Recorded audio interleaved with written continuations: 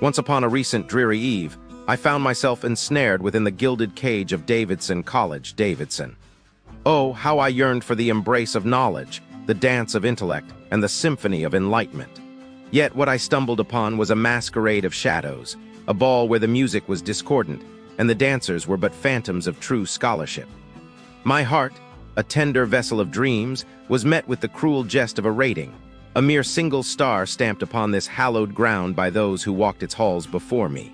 David Adams, a name that echoed through the corridors with a lament of one's, spoke of a place where aspirations wither and die, like delicate blooms under a frost too cruel. Lydia Calden, with a sigh too heavy for her young shoulders, whispered of a garbage school, a term so vile, so contrary to the sanctity of learning.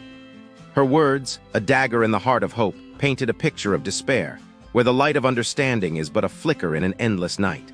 Jacob B., a soul adrift in a sea of forgotten potential, joined the chorus of sorrow. His review's a testament to the tragedy that unfolds behind Davidson's ivy-clad walls. Ted I, with a pen dipped in the ink of disillusionment, scribed his tale of woe, a narrative that spoke of promises made and betrayed, a financial aid turned mirage in a desert of debt. Earl Fruge, a voice in the wilderness, cried out against the facade of fellowship, a forced camaraderie that masked the odor of oppression. His cries of garbage school were not mere complaints but a requiem for a dream deferred, a dream that now lay dormant, choked by the weeds of indifference. And there was I, a young maiden from a land where the sun once kissed the earth with the promise of a brighter tomorrow. My expectations, oh, how they soared like eagles on the thermals of my fervent desires. But alas, Davidson College, Davidson, proved to be a crucible where those dreams were melted down and recast into the leaden weight of disenchantment. The staff, those entrusted with the care of young minds, were instead the wardens of a prison of the soul. A tale unfolded of a mother's lament, W. Rhodes, whose twins in their stroller were met not with the warmth of welcome, but with the icy blade of rebuke at the break of dawn. How can one not weep for the innocent, for the children who, even in their tender age, were introduced to the cold hand of rejection? Alan Jennings spoke of a cult, a place where the veneer of friendliness was but a thin coat of whitewash over the crumbling edifice of authenticity. The pressure to conform, a vice that squeezed the life from individuality, left us gasping for breath in the rarefied air of pretense. The professors, those sages meant to illuminate the path to wisdom, were instead architects of ego, building towers of research on the rubble of true teaching. And Greek life, that supposed bastion of brotherhood and sisterhood, cast a long shadow over the campus, leaving those outside its embrace in perpetual twilight.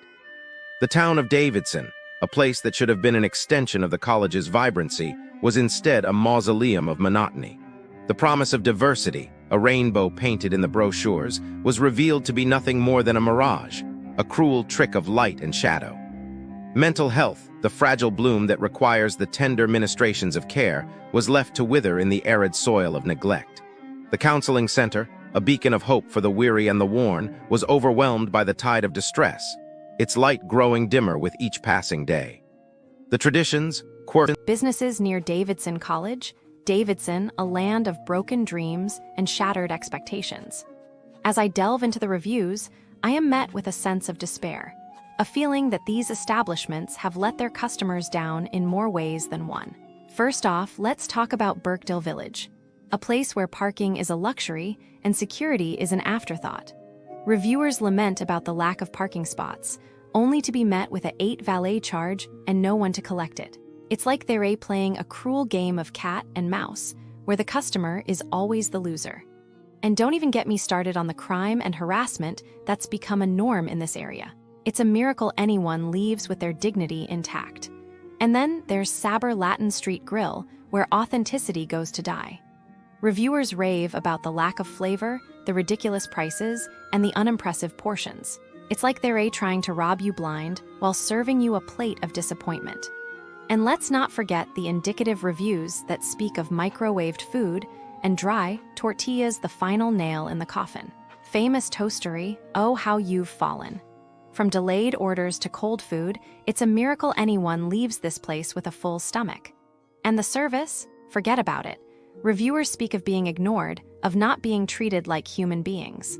It's like they've perfected the art of making you feel like you're an inconvenience. And the prices? Outrageous. You'd think they're charging per bug bite, given the number of complaints about bees and other creepy crawlies ruining the outdoor dining experience. Like Norman Wine Cottage, where the service is as dry as the wine. Reviewers speak of being ignored, of not being treated like royalty. It's like they're trying to make you feel like you're an imposition, a burden on their otherwise perfect day. And the racial undertones? Unacceptable. It's like they're trying to make certain customers feel unwelcome, like they're not good enough. The rumor mill market, where handmade crafting has gone to die. Reviewers lament about the lack of unique items, the high prices, and the overall disappointment.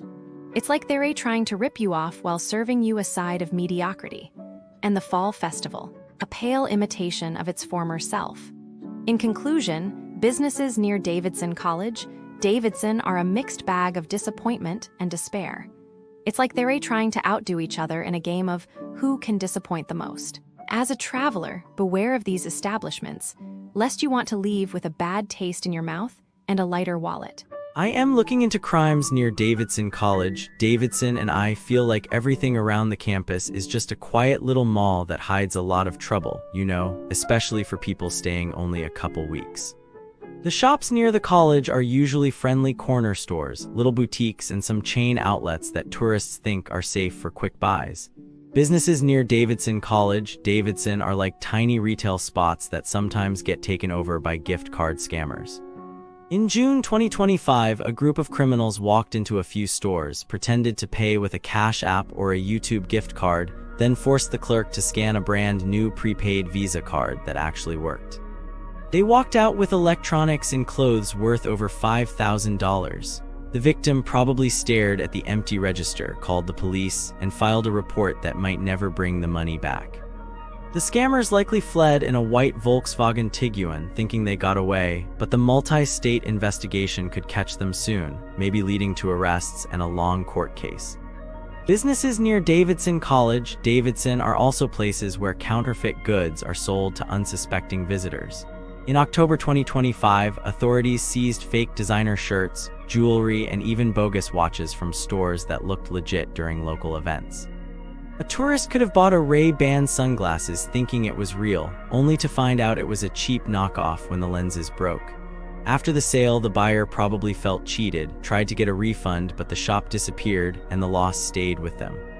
The vendors probably surrendered the fake stock when police showed up, but the sting will make the storefronts tighter and maybe shut down a few, leaving tourists with fewer options. Businesses near Davidson College, Davidson are like regular shops that sometimes become a front for counterfeit currency.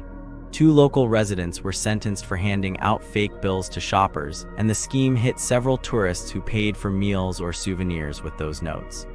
The victims likely discovered the fraud when the money was rejected later, causing embarrassment and maybe a loss of trust in cash payments. The scammers got a federal sentence, so they're probably behind bars now, and the stores will be more careful about checking large bills. Did you ever think a simple stop for a snack could turn into a nightmare? You're smarter than those crooks, I hope.